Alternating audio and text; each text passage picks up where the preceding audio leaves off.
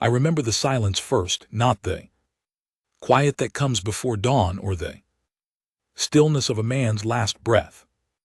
No, this silence was heavier, carved into the bones of forgotten worlds. I was born into it, raised on a mining rig, orbiting a nameless gas giant, but even as a boy, I knew something had been ripped away long before I came. Elders never spoke of Earth, not in detail. They called it the wound of stars, a name heavy with both pride and regret. By my time, Earth was only a myth, ghost swallowed by Eons. But then, the message came. I was 23 when the relay towers trembled, when the static channels that had carried nothing but corporate directives and pirate threats split open with a sound that made my veins turn cold. I had just finished unloading mineral crates, hands numb and bruised when the loudspeakers across the station cracked. Alive, at first it was only distortion, like whispers carried through a broken throat, then a voice cut through, male, deep, scarred by time. It was unmistakably human. If you are hearing this, then Earth has fallen, but humanity has not. The dock workers froze, men who had seen plasma fire gut ships, men who laughed in the face of vacuum storms stood paralyzed. Even the alien traders, scaled, horned, cold-blooded merchants who despised human spit in their markets, looked uneasy. Voice carried something primal, something sharp enough to draw blood. Across centuries, the message played in fragments, the signal torn and battered by the distance it had crossed. Words slipped in and out, betrayal, exile, vengeance, shadows that walk between stars. It ended with a vow that rattled the station's foundations. Humanity will return, and when we do, the cosmos will remember why it feared us. Then nothing. Static again. I remember my heart pounding so hard I thought it might split my chest. Around me, men began muttering, some crossing themselves with old religious signs, others spitting curses. The aliens left the dock without their goods. No one wanted to stay. It was as if the very walls carried the echo of the threat. Later that night, in the workers' quarters, the message replayed in my head, each word like a blade carving into my skull.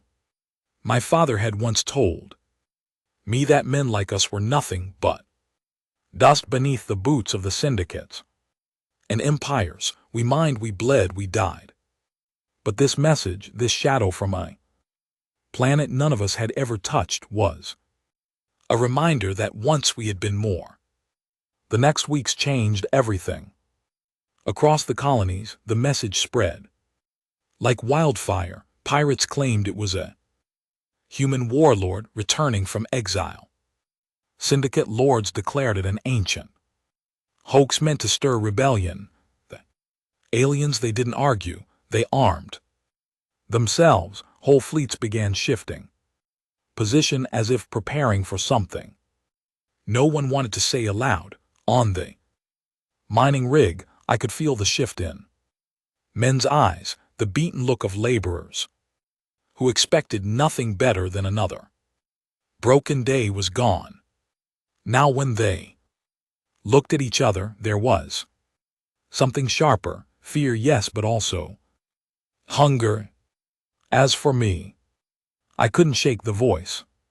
I couldn't stop thinking about the promise buried in it. Humanity will return. It felt less like a statement, more like a command, and I knew then, whatever it cost, I would find the source of that shadowed message, because if Earth had truly left something behind, it wasn't just a warning, it was a call. The mining rig never felt the same after that day. Every creak of its old metal bones, every groan of its reactors seemed to carry the ghost of the Transmission, the men still worked. Because work was the only thing we knew.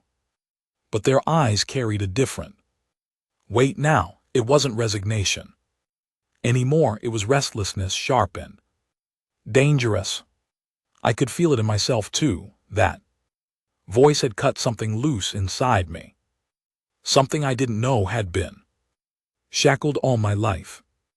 I'd grown up believing we were the bottom rung of civilization, drifters, orphans of a species too broken to matter. We mined the guts of forgotten rocks and sold them to syndicate bosses who paid us in scraps. That was our life, but the message it said we had teeth. Once it said we could bite. I wasn't the only one who felt it. One night in the crowded mess hall, thick with the stink of recycled air and unwashed bodies, a man named Heron slammed his fist against the steel table. Hard enough to spill drinks. Heron was built like a bulk loader, his face a map of scars from fights he'd never lost. Normally men like him were tools for the syndicate enforcers. Tonight he was something else. That voice wasn't no ghost, he growled, eyes burning. That was a man, flesh and blood, a human, and if he's out there, then maybe we ain't as broken as they've been telling us. Murmur rippled through the hall. I watched men who usually stared at their plates suddenly lift their heads. Careful, another worker hissed. Syndicate don't like talk like that. Heron spat. Let them choke on it. I've bled for their quotas, lost my brother in their shafts, and for what? So they can remind us we're nothing. Well, maybe nothing's about to bite back. The room went silent. The kind of silence that comes right before a storm. That night fights broke out, men drunk on cheap brew through fists, shouting about Earth, about vengeance, about the shadowed message. Security cracked down. Hard batons flashing, stunned prods hissing, but it didn't kill the fire. It only spread it, and me, I couldn't stop thinking about the source of the message. I started asking questions. The docks among smugglers and haulers who'd traveled farther than most of us ever would. Most laughed in my face. Few told me to shut my mouth if I valued my lungs, but one old freighter captain, a grizzled bastard with mechanical eyes, leaned close and whispered, "You want to know where that signal came from? Trace the black drift out past the rim. Charts rot and ships vanish. That's where ghosts like that live. The black drift." Even as a kid I'd heard the stories, a stretch of space thick with debris fields and fractured gravity, wells haunted by wrecks of old wars. Few ships went in, fewer came out. It should have been enough to scare me off, but the more I thought about it, the more I knew I couldn't stay here. If humanity's ghost was calling, I had to follow. I didn't tell anyone my plan, not Heron, not the few men I trusted. It was the kind of decision you carried alone, because if you spoke it aloud, the weight of it might crush you. So I waited, saved scraps of credits from my shifts, bartered favors, and when a freighter docked short-handed and desperate for warm bodies, I signed on. Under a false name, the mining rig faded behind me, swallowed by distance, and I felt a knot in my chest loosen. For the first time in my life, I wasn't just surviving, I was moving towards something. The galaxy beyond the rig was bigger than I'd ever imagined. Stations the size of moons hung like rusted crowns around gas giants. Alien warships prowled trade lanes there, hulls etched with runes that pulsed like veins. Whole cities floated in the void, glowing spires wrapped in clouds of neon advertisements, and everywhere humanity was there, but always at the bottom. Dohans breaking their backs for alien Merchants, gangs of human mercenaries, hired to fight wars not their own. Beggars with empty eyes sitting in the filth of station alleys. I saw it all. And it made the voice from the message burn hotter in me, because we weren't just scattered, we were broken, enslaved, forgotten. The freighter took me through half a dozen systems. I learned to keep my head down, learned the rhythms of hyperspace. Jumps, learned how to fix a cracked coolant line before it boiled a crew. Alive, but every port, every shad market, I asked quiet questions, and slowly pieces began to stitch together. The message wasn't random, it had surfaced across dozens of systems at the same time. The syndicates were scrambling to contain it, declaring it pirate propaganda. Alien authorities were worse. Some worlds banned all human broadcasts outright. But still the word slipped through, and everywhere they reached, men like Heron were waking up, fists clenched, teeth bared. One night in the freighthold, I found myself talking to the captain. His name was Dren, a man whose spine was half steel and whose smile never touched his eyes. He'd been watching me longer than I thought. You're not just chasing pay, boy, he said, chewing on a strip of dried meat. I see the way you ask questions, hear the way you listen when the talk turns dangerous. I hesitated. Maybe I'm chasing something bigger. His cybernetic eyes warred softly, studying me. The message, a thought. So, you and half the goddamn species. Every dock rat thinks he's the one destined to answer it. I clenched my jaw. Then why are you still alive if you think chasing it's suicide? Dren chuckled low and bitter. Because I know better than to follow shadows into the black drift. That way lies wreckage and bones. You want my advice? Forget it. Whatever waits out there ain't meant to be found. But I couldn't forget. Weeks later, we docked at a fringe station, a hollowed asteroid ruled by smugglers. That's where I found it, proof I wasn't chasing smoke in a backroom bar lit by the sick glow of malfunctioning hollow screens. A trader laid out a data pad showing signal traces, fractured, faint, but real. The origin point wasn't random at all. It lined up with the edge of the black drift. My hands shook as I held the pad. Voice, the vow, the promise of return. It was out there waiting. But I wasn't the only one hunting it. That same night, as I left the bar, I caught the glint of alien armor in the crowd, tall horned figures with skin like molten rock, Vayek enforcers, the syndicate's favorite killers. They moved with purpose, scanning faces there. Weapons ready. Someone had talked. Someone had sold the information. I ducked into the alleys, heart pounding. Neon lights smeared across wet metal walls as I ran, boots echoing on steel grates. I heard the hiss of plasma fire scorch the air behind me. The smell of burnt ozone clung to my throat. I didn't stop until I reached the docks. Didn't stop until I was back on the freighter, slamming the hatch shut. Dren was waiting, arms crossed. You brought trouble, he said flatly. They're already looking, I gasped. The enforcers, they know about the message. They're hunting anyone chasing it. Dren stared at me for a long moment. Then to my shock, he smiled. Not the cold, bitter curl of lips I'd seen before, a real smile sharp with something like hunger.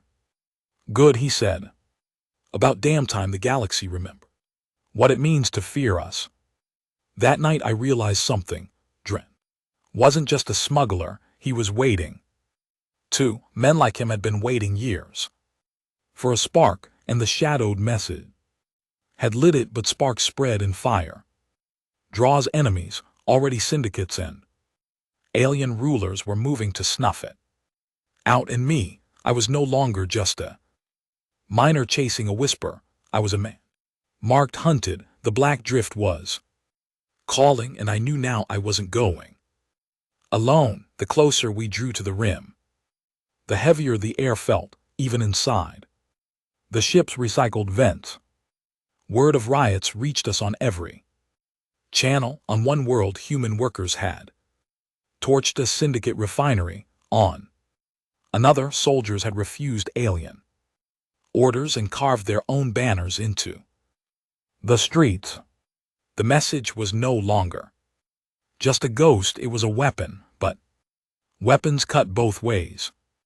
In the drift's edge systems, alien warfleets prowled, checkpoints bloomed like tumors across trade lanes. Every ship was scanned, every human crew interrogated. They weren't just looking for smugglers anymore, they were hunting for believers. We barely slipped past one patrol, engines running silent, hull cloaked in scavenged debris. I remember gripping the console so hard my knuckles split as a battleship glided overhead, its cannons glowing with the heat of 1,000 kills. When it passed, Dren looked at me with those warring eyes.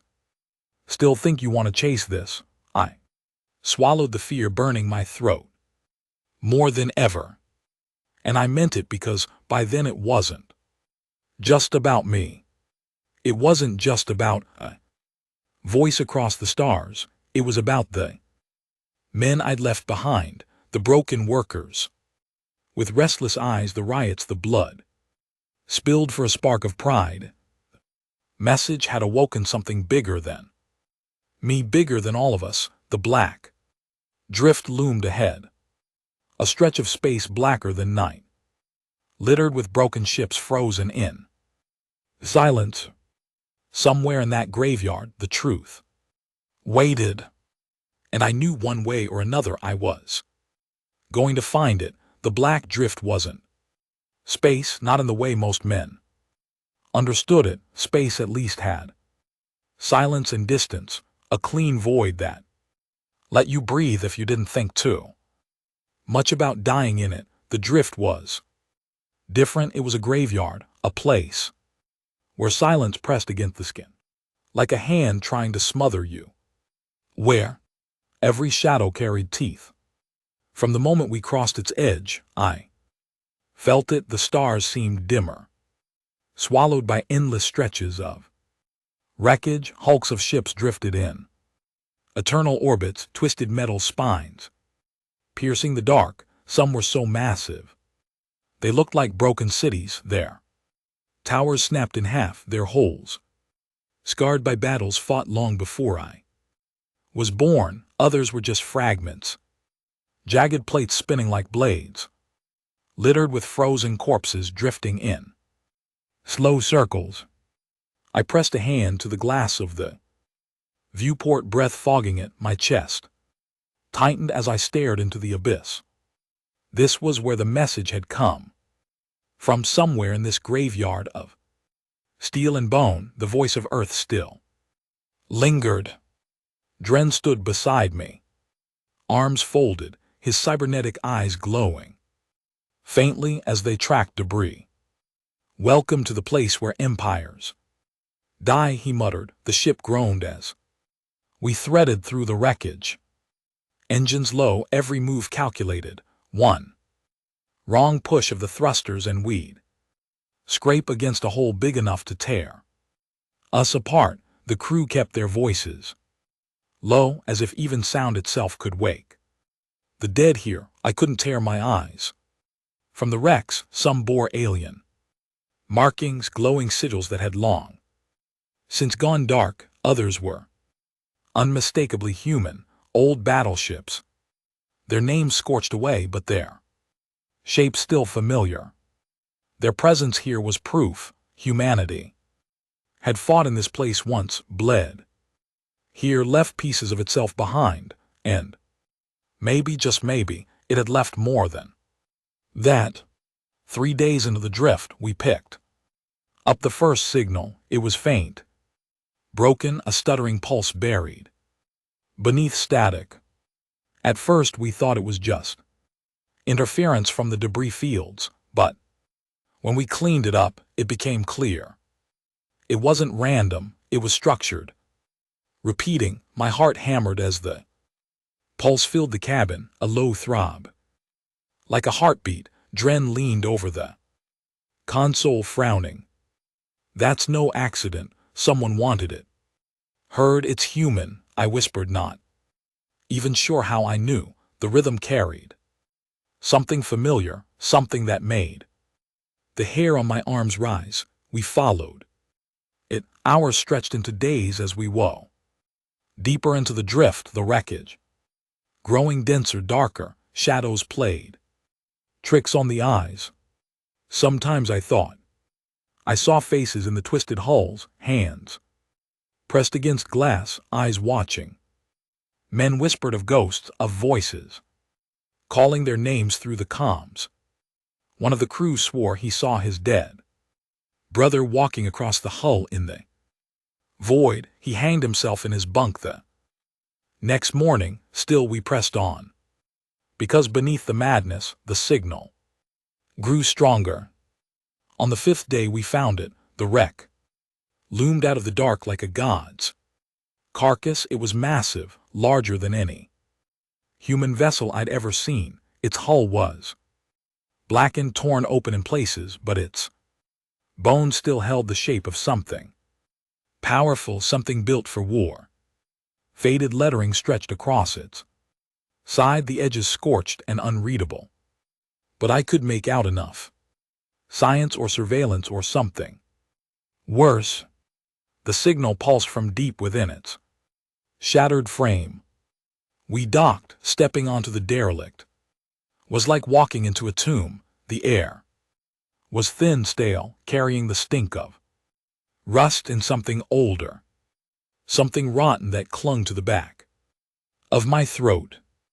Our lights cut narrow beams through the dark, glinting off walls scarred by plasma fire. Skeletons floated in the corridors, their uniforms shredded, their bones yellowed with time. Every step echoed too loud. This ship's been dead for centuries, Dren muttered, sweeping his rifle across the shadows, and yet the signal's still running. Question is, who's keeping it alive? We followed the pulse through the wreck, deeper and deeper, past collapsed halls and shattered bulkheads. Once we passed a chamber where the walls were scorched black and the skeletons weren't floating, they were fused into the metal itself, mouths open in silent screams. I forced myself not to look too long.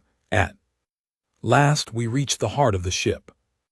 The signal thundered here, rattling through the walls like a drum beat, and at the center of the chamber, strapped into a cracked stasis pod, was a man. At least he looked like a man. His body was desiccated, skin stretched tight over bone, hair long gone. His eyes were hollow pits, but wires snaked from his skull into the pod, into the walls, into the ship itself. And even though he should have been dead eons ago, his mouth twitched. A voice rasped from the speakers around us. If you are hearing this, then Earth has fallen, but humanity has not. The same words, the same voice, but this time it wasn't a ghost across the stars.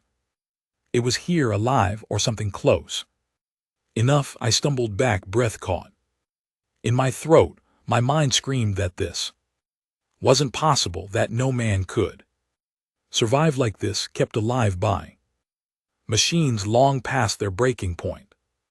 But the voice kept speaking, repeating the vow: humanity will return, and when we do, the cosmos will remember why it feared us. Dren's jaw tightened. Son of an NBSP, it's a beacon. He's the beacon. We stood there in silence, the crew shifting uneasily. Some crossed Themselves, others curse it under their breath. For me, it was different. For me, staring at that husk of a man, something burned in my chest. Fear, yes, but also pride, because here was proof. Proof that Earth hadn't vanished into dust, proof that our species had left its shadow on the stars, and yet something about it felt wrong. The eyes, the hollow sockets seemed to follow me, empty but aware, and the voice, it wasn't just repeating anymore. Between the lines, between the static, I could swear it whispered new words, words only. I could hear. You came. You answered. I shivered, hand tightening on my rifle. What the hell do we do with this? One of the crew asked, voice trembling. Dren didn't answer right away. His eyes glowed as he stared at the pod. Finally, he said, we take it, we bring it back. I shook my head. Bring it back to who? The syndicates. The aliens, they'll bury it. Dren, they'll tear it apart and bury it. His gaze snapped to me hard and sharp. Not to them, to us, to the men who need to hear it. You don't get it. Boy, this is the spark. This will set the whole damn galaxy on fire. Maybe he was right. Maybe this husk, this beacon, was exactly what we needed.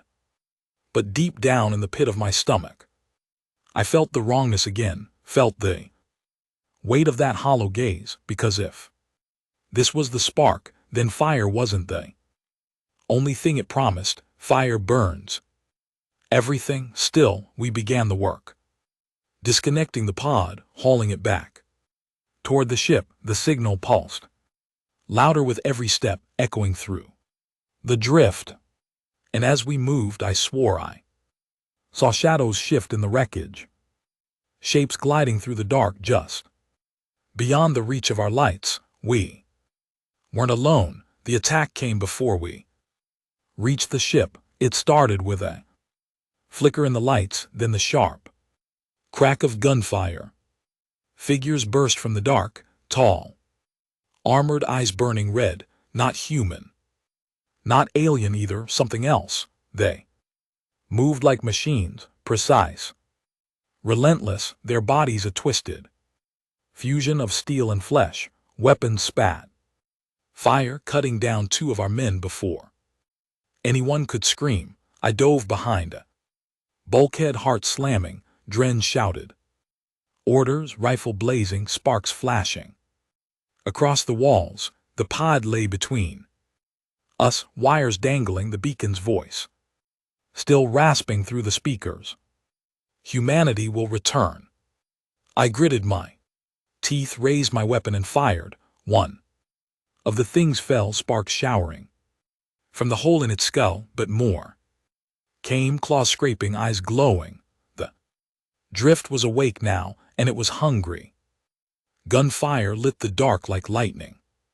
Muzzle flashes toward jagged shapes across the broken walls, and the air filled with the stench of ozone and burning metal. The attackers, those twisted half machine things, came at us without hesitation, without fear. Their movements too precise, too sharp to be natural. I slammed my back against a rusted bulkhead, lungs burning. My hands shook around the rifle, but I forced myself to steady. Fear could eat you alive here. Hesitation was a death sentence. One of them lunged into the open, its face a nightmare of steel plates fused with rotting flesh.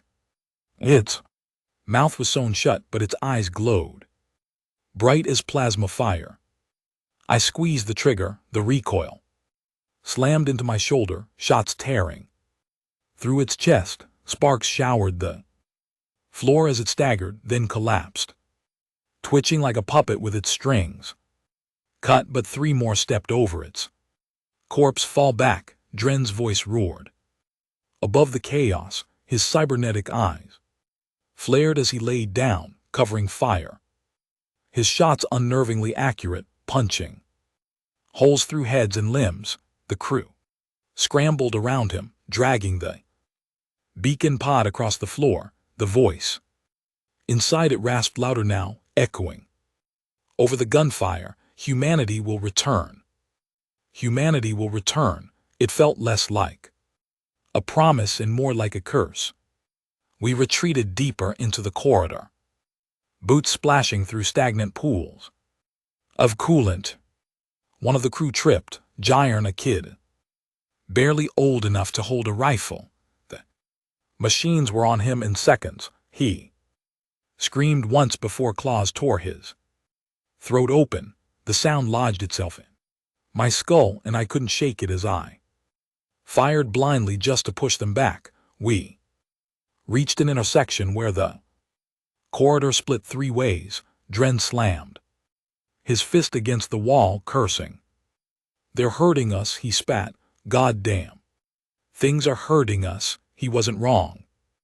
Their movements weren't random. They pressed us from the sides, cutting off escape routes, forcing us to drag the pod toward the center of the ship, toward something waiting for us.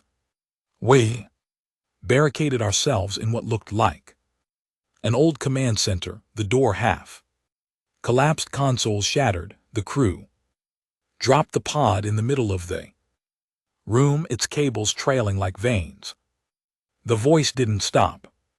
"The cosmos will remember why it feared us." "Shut that thing up," one of the men hissed, hands over his ears. "Touch it, and I'll break your fingers." Dren snapped. His eyes blazed, not with fear but with something worse, hunger. He was staring at the pod like a man staring at treasure. I knelt beside it, my stomach twisting. The husk inside, the man, if you could still call him that, wasn't moving. His skin was gray, his jaw slack, but his hollow socket still seemed to follow me, and in the back of my mind a whisper, "You brought me this far, you won't leave me now." I staggered back, bile rising. Nobody else reacted. They hadn't heard it, only me. I didn't have time to dwell on it. The barricade shook as claws scraped against the door. The machines were here. Dren rallied the crew. "We hold this line. If they want us, they're going to pay for every step." We formed a half circle around the pod, rifles aimed at the doorway. My heart pounded so loud it drowned out everything else. The air was thick with fear, but also something sharper, defiance. For once we weren't miners or smugglers or nobodies. We were men standing against the dark. The door exploded inward. They poured in, a tide of steel and flesh, eyes blazing. We fired until our rifles burned our hands, until the walls glowed with muzzle flash. The machines fell one after another, but more came. Always more. I don't know how long we held. Minutes, hours. Time didn't exist in that chaos. Men screamed, machines screeched, and the pod's voice never stopped.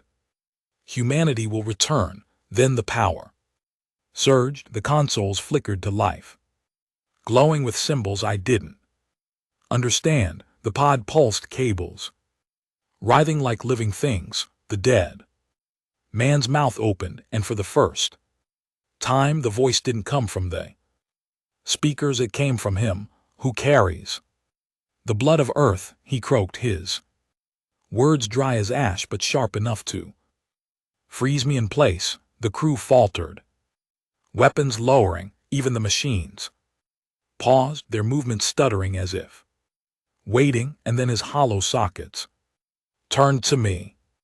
"You," he whispered, "you carry it." The weight of the words slammed into me, harder than any blow. My throat closed.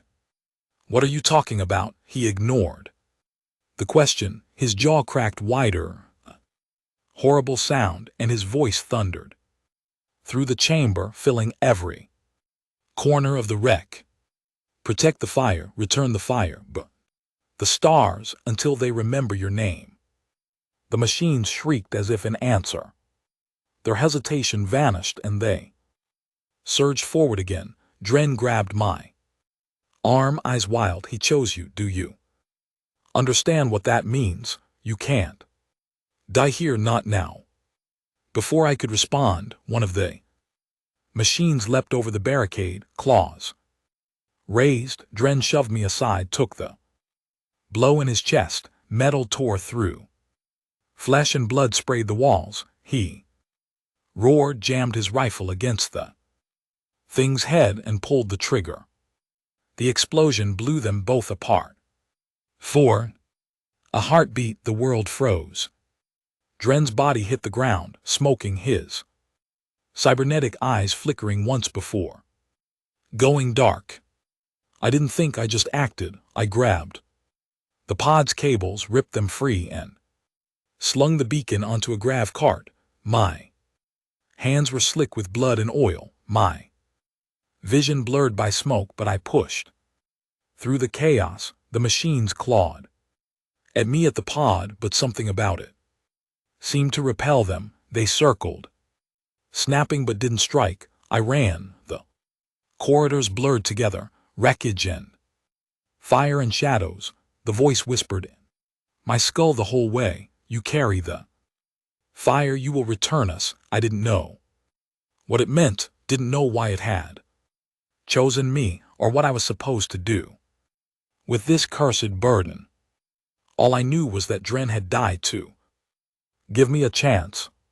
All I knew was that if the message was real, if humanity's return was more than just a lie, then I couldn't let it end here. I burst back into the docking bay, alarms screaming.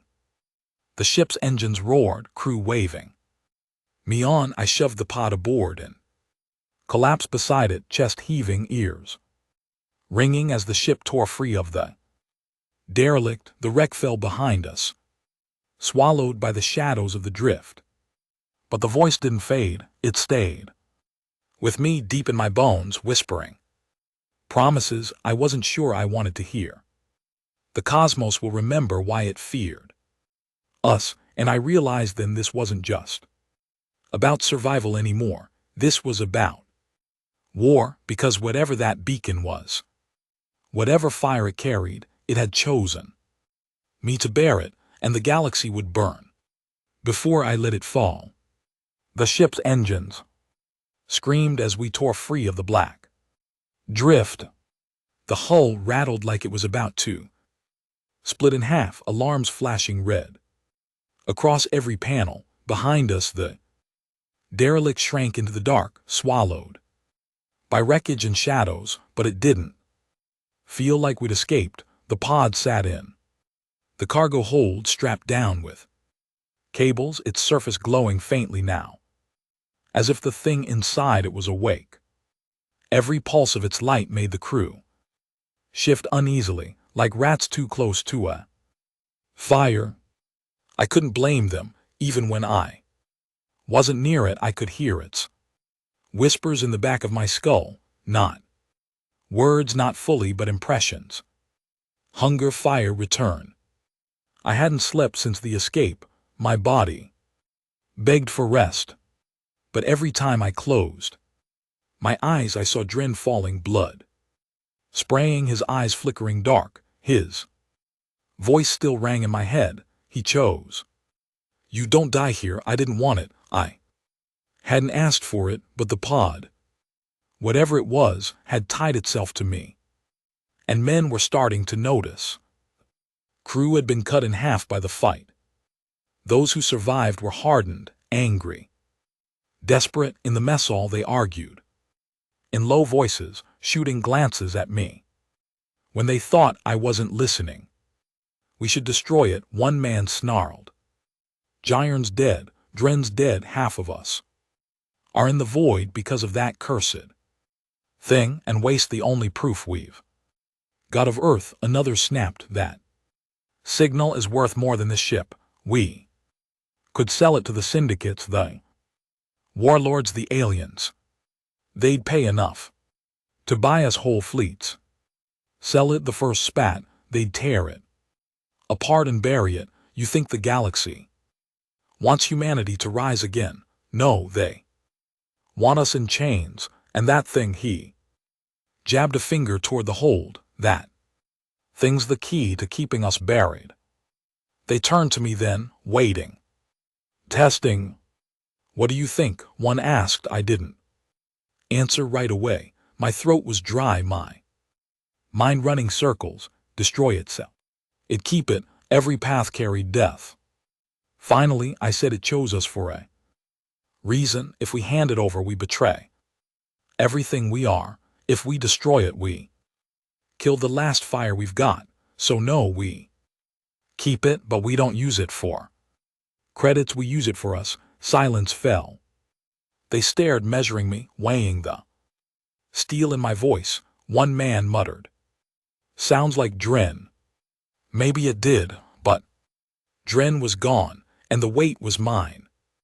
Now, that night I sat alone in the hold, staring at the pod. Its cables twitched softly, like veins pulsing. Under skin, the husk inside was still motionless, but its hollow socket seemed alive, burning into me. "You're going to tear us apart," I whispered. The whisper came back, not through the speakers, not even through the air, straight into my skull. "No, I will make you whole." I flinched, hand tightening on my rifle. "What are you? The shadow of what you were, the fire of what you will be." It wasn't an answer, but maybe it was the only one I was going to get. The next system we dropped into was crawling with patrols. Syndicate frigates prowled the lanes, their banners painted in blood-red symbols. Alien cruisers hovered like vultures, scanning every ship that passed. They were looking for us. We slipped through the cracks, cloaking ourselves in false transponder codes. But the crew grew more restless with every checkpoint. They knew what we carried, they knew the weight of it. Could buy safety or doom. On the third day, betrayal struck. I was in the cockpit watching the stars crawl past. When the alarms blared, shouts erupted in the hold. By the time I got there, 3 of the men had rifles raised, aimed at the pod. "Step aside," their leader snarled. He was broad-scarred, his voice raw with desperation. "We're done risking our necks for your obsession. We take it to the syndicate. We walk away rich. No more running, no more dying." The others stood frozen, torn between fear and loyalty. I raised my own rifle. My hands didn't shake. "You fire on that pod and you'll have to kill me first." His lip curled. "Don't think I won't." For a long moment the air was a wire stretched to breaking. My finger rested on the trigger. Sweat stung my eyes. Then the pod pulsed. A shockwave of sound ripped through the hold, deep, primal, like the roar of a beast. Awakening, everyone staggered, clutching their heads. The pod's voice thundered, no longer faint or broken, but strong, commanding. "Betrayal will burn. Only unity will survive." The men screamed, blood dripping from their ears. The leader dropped his rifle, eyes wide with terror, before collapsing to the floor. Twitching, the others scrambled back, pale and shaking. I stood alone before the pod, my chest heaving, ears ringing with the echo of its words. It had saved me, or it had killed for me. I didn't know which was worse. After that, no one dared challenge me directly, but the air on the ship thickened, every look heavy with suspicion. They whispered when they thought I couldn't hear. They called me cursed, called me chosen. Some looked at me with fear, others with hope. I didn't know which I hated more. And all the while the pod whispered in my skull, not constant, not always clear, but enough, words that weren't just words. Images burned into my mind. Flames devouring fleets, banners of Earth rising over alien corpses, men screaming oaths into the void. It was. Showing me a future, a bloody one. We docked at a refueling outpost weeks later, a nameless husk clinging to the edge of a dead moon. The place stank of oil and desperation. Traders, mercenaries, and scavengers moved like vultures through narrow corridors, eyes hungry for profit or prey. I kept my hood low, but whispers followed me. Rumors had spread, stories of a ship carrying something ancient, something dangerous, stories of a man with fire in his veins. At a backroom bar, an old smuggler leaned close, breath stinking of liquor. "You've got it, don't you? The signal. The beacon. They're saying whole planets are rioting because of it. Human workers rising up, soldiers deserting, syndicates cracking down with fire and blade." My stomach twisted. Already the message was spreading farther than we'd carried it. Already men were dying for whispers. He grinned, yellow teeth flashing. "Whatever it is, son, you hold the matchstick to a powder keg, light it, and the stars will burn." I left him there, bile burning my throat, because I knew he was right. Back on the ship, the crew waited, eyes sharp. They'd seen the tension in the outpost, heard the whispers. One finally asked what they all wanted to know. "What's the plan?" The plan, as if I had one, as if I wasn't drowning under the weight of the pod, the weight of their stares, the weight of Dren's voice echoing in my skull, but I couldn't show weakness, not now. "We don't sell it," I said. "We don't bury it. We spread it to every colony, every outpost, every broken man who still remembers he's human. This isn't just about us anymore. It's about all of us." They nodded slowly, some with fire in their eyes, others with fear, but no one argued. And as the ship lifted off the outpost, I felt the pod's pulse deepen, as if pleased. "Yes," it whispered. "Spread the fire, let them remember." But I couldn't shake the fear that it wasn't just giving me a choice, it was using me, and soon I'd have to decide whether to follow its path or break it. Because one truth gnawed at me in the silence of my bunk when the stars slid past and the whispers crawled in. Fire doesn't care what it burns. The first broadcast wasn't planned, it happened in desperation. We were cutting through the ragged edge of the Mars system when a patrol frigate caught our trail. Syndicate colors, its hull bristling with cannons sharp enough to slice us apart in a blink. We ran hot, tried to burn into the drift clouds, but they were faster. "Broadcast the code," one of the crew shouted, panic in his voice. "Spoof their scanners before they opened fire." But the pod pulsed, a deep vibration rattled the walls, stronger than anything I'd felt before. Panels lit up across the ship, even ones that hadn't worked in years, and a voice filled the comms. "Not just our comms, theirs too. If you are hearing this, then Earth has fallen, but humanity has not." The voice boomed across the void, raw and unbroken now. I stared at the panels in shock as words poured out, flowing in rhythms that weren't random, whole phrases we hadn't heard before. "You bleed, you bow. You will rise, your chains are ash, your enemies will drown in your fire." The frigate faltered.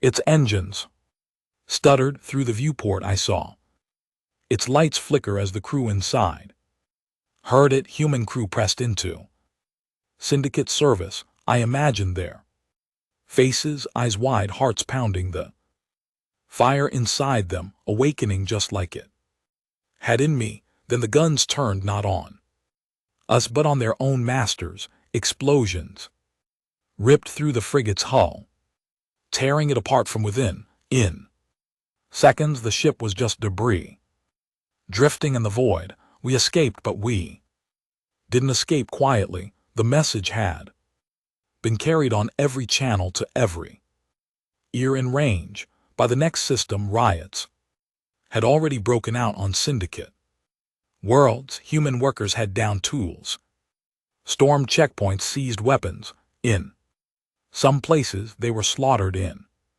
the streets. In others, they rose victorious, banners painted with old Earth symbols waving over captured compounds. And the pod pulsed stronger. Every time, we became more than smugglers, more than survivors. We became couriers of fire. Every system we passed, the pod whispered into the comms. Its words twisted, grew sharper, tailored to the men who heard them. Soldiers heard oaths of vengeance. Workers heard promises of freedom. Even the broken and beaten heard a voice that told them they still mattered. And everywhere they answered, I saw footage from hidden channels, alien overseers, strung up by their own slaves, Syndicate enforcers dragged into the dirt by mobs of men who'd been too weak to lift their eyes. A week ago, ships defected, stations burned, banners rose, the galaxy shook.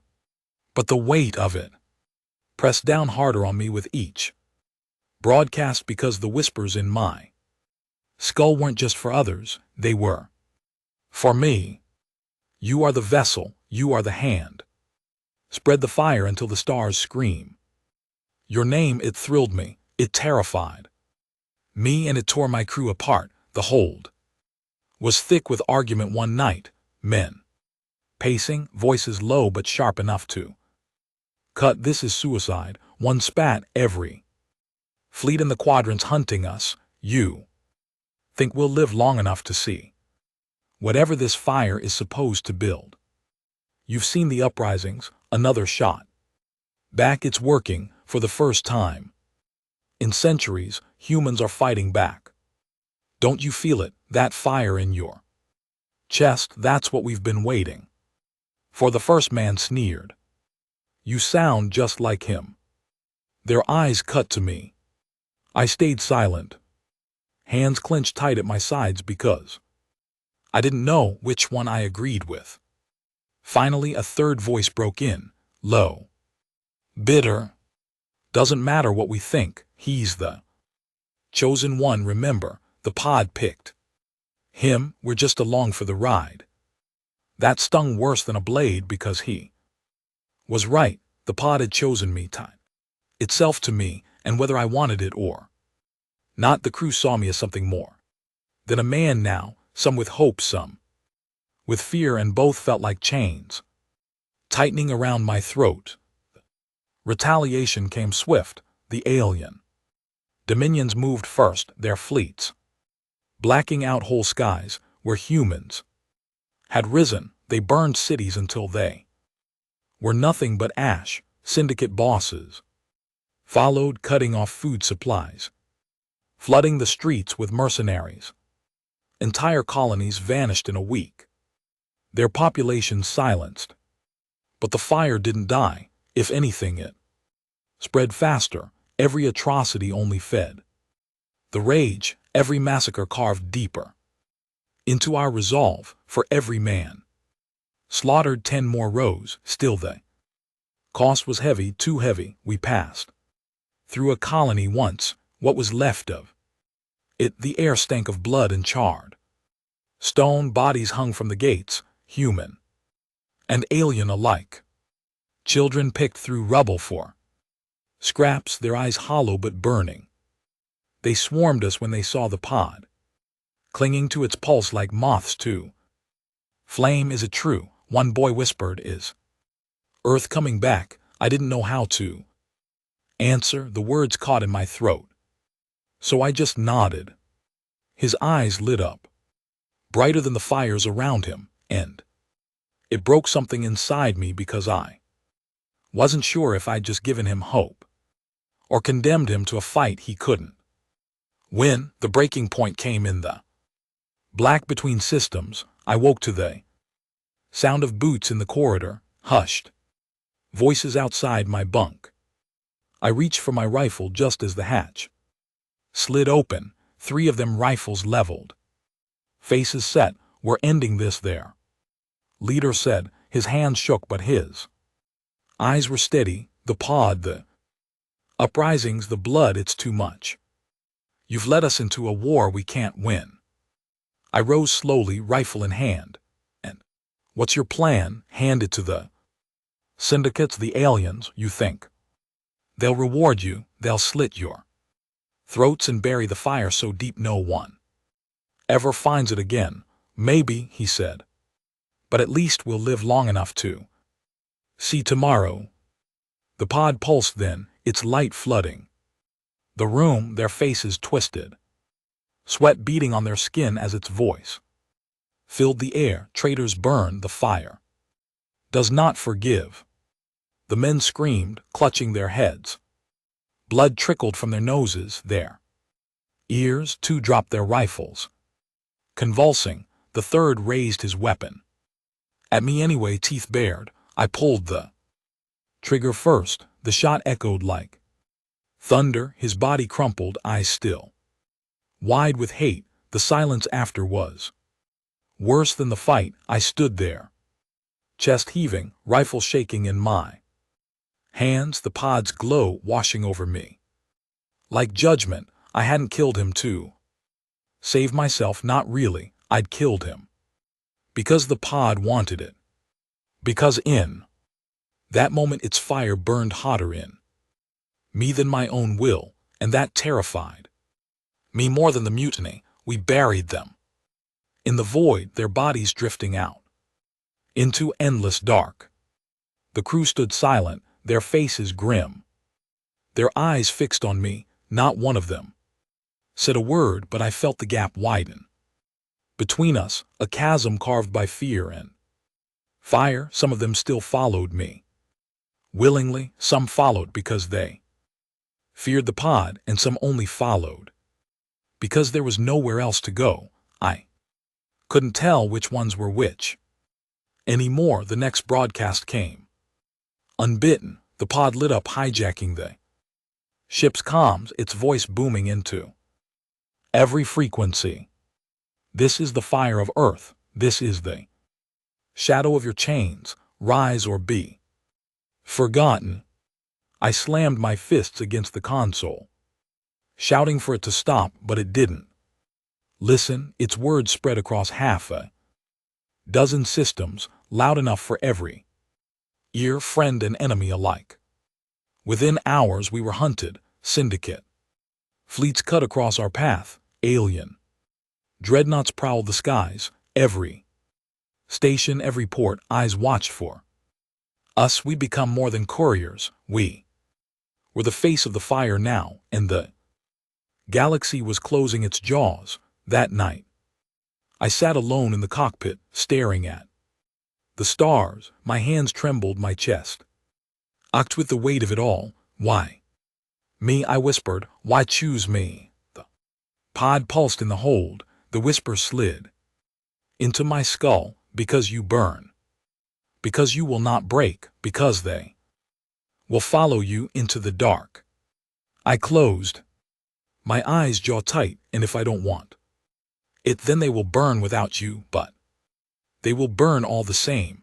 I opened my eyes to the stars, endless cold waiting, and I knew then there was no turning back. The fire was loose and I was its unwilling prophet. War doesn't come with warning, it crashes. One day we were shadows slipping between systems. Next the galaxy's jaws closed around us. The syndicate struck first, their fleets blotting out the stars over the chorus belt. Sleek frigates swarmed like wolves, their hulls painted with crimson sigils, their guns glowing hot. Behind them, alien cruisers waited, silent and watchful, letting the syndicate do their dirty work. We were cornered, engines burning hot, but not hot enough to slip free. I stood in the cockpit, jaw tight as warnings screamed across the panels. Dozens of ships' weapons locked their net, tightening with every second. "They'll cut us apart," one of the crew said, voice cracking. "We're done." "No," I said, though my throat felt dry as dust. "We're not," because I knew what was about to happen. The pod pulsed. The message tore through the void, louder and sharper than before. Humanity does not bow. Humanity does not beg. Humanity burns.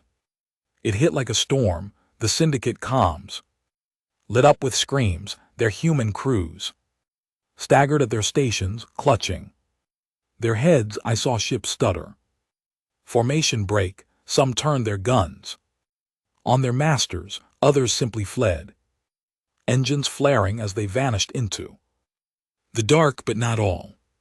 The alien cruisers moved in then, slow and steady, their cannons glowing like molten suns. They weren't human, they weren't weak. The pod's fire couldn't touch them, and they wanted us dead. "Brace!" I shouted. The first volley slammed into us, tearing shields apart, ripping metal from the hull. Alarms wailed, sparks raining across the cockpit. Men screamed in the hold as the ship lurched, spinning out of control. I gripped the console until my knuckles split, eyes locked on the cruisers, bigger than cities. Their hulls glowed with shifting runes, each one a reminder of how small we were. And still the pod pulsed. Fight, burn, prove them wrong. I didn't think, I acted. All guns fire, everything we've got. Our cannons roared, spitting molten plasma into the dark. It was nothing against their shields, just sparks against a mountain, but it was defiance. And in that moment, it felt like the only thing that mattered. The crew roared with me, voices raw, hands steady. For once we weren't running, we were standing. Aliens answered with fire. The next hours blurred into blood and flame. Ships burning, men screaming, the void lit by explosions that painted death across the stars. We dodged and weaved, guns blazing, but we were only one ship in a sea of monsters. Every time I thought it was over, the pod surged again. Its voice ripped through the comms, through the hearts of every human in range. Some syndicate ships turned on the aliens, hurling themselves into suicidal charges. Others broke free, joining us, their captains swearing vengeance over blood-slick channels. The fire spread, even here in the jaws of death, but the cost was unbearable.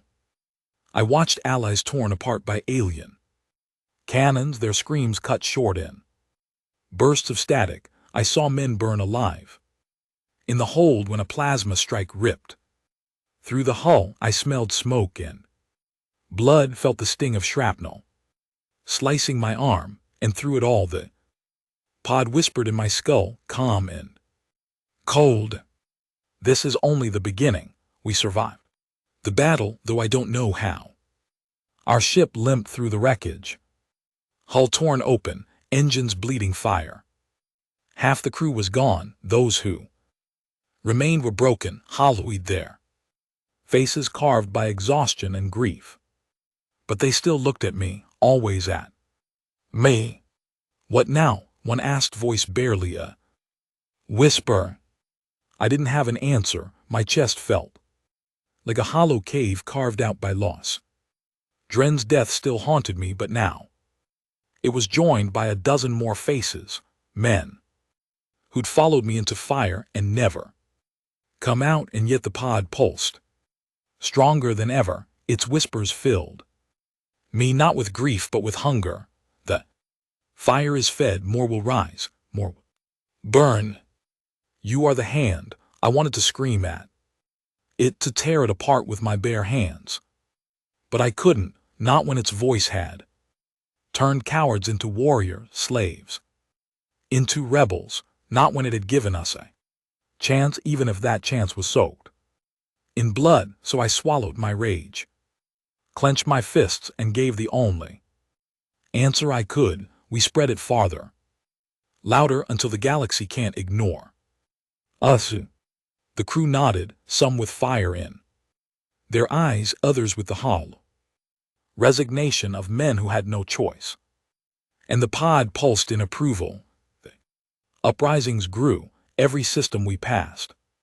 The signal spread, every broadcast carried the fire deeper into the cracks of the galaxy's broken order. Colonies rose in rebellion, human fleets defected, syndicate strongholds burned. But so did the retaliation. Alien dominions unleashed their dreadnoughts, entire planets glassed into ash, syndicate bosses flooded streets with corpses, their cruelty sharpened by fear. We weren't winning, not yet. We were bleeding the galaxy, and it was bleeding us back, and the pod didn't care. One night I found myself in the hold, staring at it again. Its glow washed over me, soft and steady, its whispers filling the silence. You doubt? I clenched my jaw. Men are dying. Men have always died. Now they die with fire in their hearts. They die for you. No, they die for themselves. For what they are. I only remind them. I stepped closer, fists shaking. And what am I then? Your puppet, your prophet. Why me? The sockets of the husk inside seem to burn because you carry the shadow of Earth, because you will not stop until they remember. My chest tightened, rage boiling, and if I destroy you, the pod pulsed once, slow and cold, then the fire dies and humanity with it. The words cut deep. I hated them. I hated that I believed them, and I hated that a part of me didn't want to destroy it at all. The breaking point came when one of my own tried again, a quiet night, or as quiet as nights get in the void. I was in the cockpit, half asleep, when the alarms blared. By the time I reached the hold, it was chaos. One of the younger crew, thin, desperate, eyes wild, had a blade pressed to the pod's cables. I can end it, he screamed. I can stop the killing. No more fire, no more war. The others circled him, rifles raised but not firing, fear locking them in place.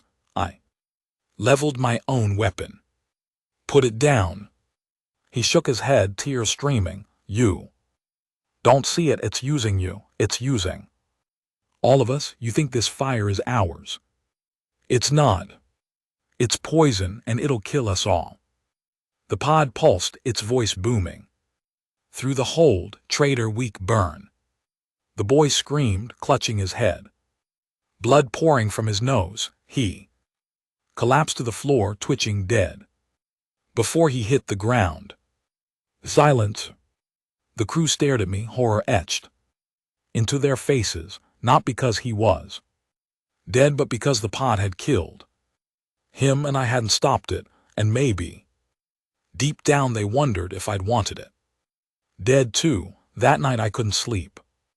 I sat in the cockpit, staring at the endless dark, the weight of 1,000 deaths pressing on my chest. The pod whispered again, you are close. The heart of the fire waits. The stars will burn for you. I clenched my fists until my nails drew blood. I didn't know if I could keep carrying it. I didn't know if I wanted to, but one truth burned clear in the haze of doubt. The galaxy was already at war.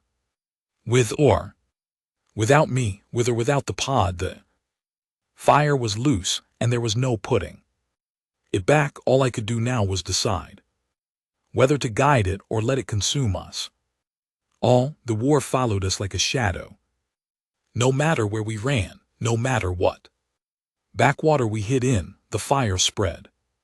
Colonies rose, stations burned, fleets turned against each other. The galaxy bled, and it all came back to the thing in my hold, the pod, the husk inside, the voice that had whispered to me across every mile of the void, you are the Hand, you are the vessel, burn the stars.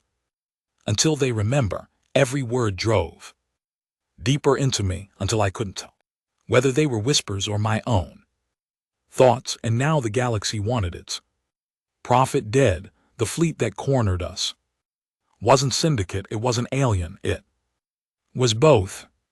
A coalition, empires that had hated each other for centuries now stood side by side, united by fear of one thing: the fire. Dozens of ships filled the void, their hulls painted with the marks of their masters. Syndicate frigates with crimson banners, alien dreadnoughts etched in glowing runes, carriers big enough to blot out whole moons. We were nothing but a broken freighter with half a crew. I stood in the cockpit, eyes locked on the swarm of lights outside, my chest heavy with the weight of inevitability. "This is it," one of the crew muttered. Behind me, voice trembling. "We can't fight this." No, we couldn't, but the pod could. It pulsed brighter than I'd ever seen, flooding the ship with light. Whispers grew louder, sharper, filling every corner of my skull. "Speak the words, unleash me. Let them burn." I staggered, gripping the console. My throat felt raw, my hands shaking. If I let it speak, if I let it pour itself into the comms, the fire would spread to every ear and range. Millions, maybe billions. It would break the coalition apart in seconds, but it would also consume us. There'd be no turning back.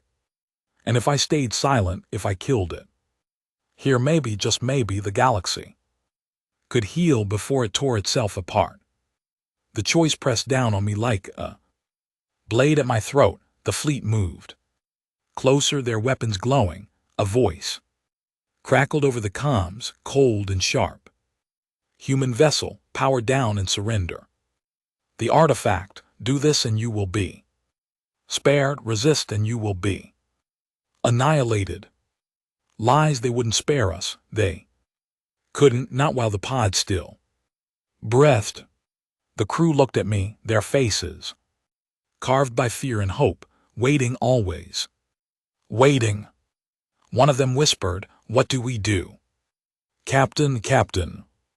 I wasn't a captain, I was a miner who chased a whisper into the void, but now, here, I was the only thing standing between survival and fire. I stared at the pod through the viewport, its glow washing over me, the husk inside unmoving, but alive in every way that mattered. "Burn them," it whispered. "Let me show them what they fear." My jaw clenched, my heart pounded. I thought of Dina, of the crew who'd died in the drift, of the boy on the ruined colony asking if Earth would return, and I thought of the bodies strung up in syndicate streets, of the planets burned to ash, of the men who followed me because they had nothing left but this fire. The galaxy was already burning. The only question was whether I'd finish the job. I closed my eyes, my decision crystallized like ice. I walked into the hold. The crew followed, silent, their eyes wide. Pod pulsed brighter with every step I took. "Is this what you want?" I shouted at it. A galaxy drowned in fire, children screaming, worlds in ashes. The sockets of the husk burned, and its voice thundered inside me. "This is survival. This is return. Earth will not be forgotten." My hand hovered over the console that fed its voice into the comms. One button, and the fleet outside would tear itself apart. One button, and the fire would spread so far it could never be stopped. But my other hand gripped a detonator, wired into the core we'd rigged weeks ago. One button, and the pod would be gone. The fire would die with it. I looked at the crew, men who'd lost everything, men who'd followed me into hell. Some nodded, their faces fierce. begging me to unleash it. Others shook their heads, fear in their eyes begging me to end it, and I knew. The choice was mine alone, the fleet. Outside waited, weapons primed. Whispers screamed in my skull, burn. Burn, burn. I took a breath so deep it felt like the last one I'd ever draw. My thumb hovered over the button, and then I made my choice. If I chose fire, the pod's voice ripped through the comms. Louder than any sun, the fleet outside shattered in an instant. Syndicate crews turned their guns on their masters. Alien soldiers fell screaming as their human slaves rose with fire in their eyes. Ships tore each other apart, void filling with light and death. The fire spread farther than I'd ever imagined, across systems, across empires, until the galaxy itself burned. And I stood there, chest heaving, as the pod whispered in triumph, "You are the hand, you are the vessel and the stars." Remember, I had become humanity's prophet, its weapon, its curse. There was no turning back. If I chose destruction, my thumb slammed down on the detonator. The pod screamed, not through speakers, not through comms, but inside my skull, a roar of rage and betrayal, a firestorm tearing through my mind. The crew staggered as the glow flared brighter and brighter until it shattered into nothing. The husk inside crumbled into ash. The whispers died. The fire was gone. And for the first time in months, the void was silent.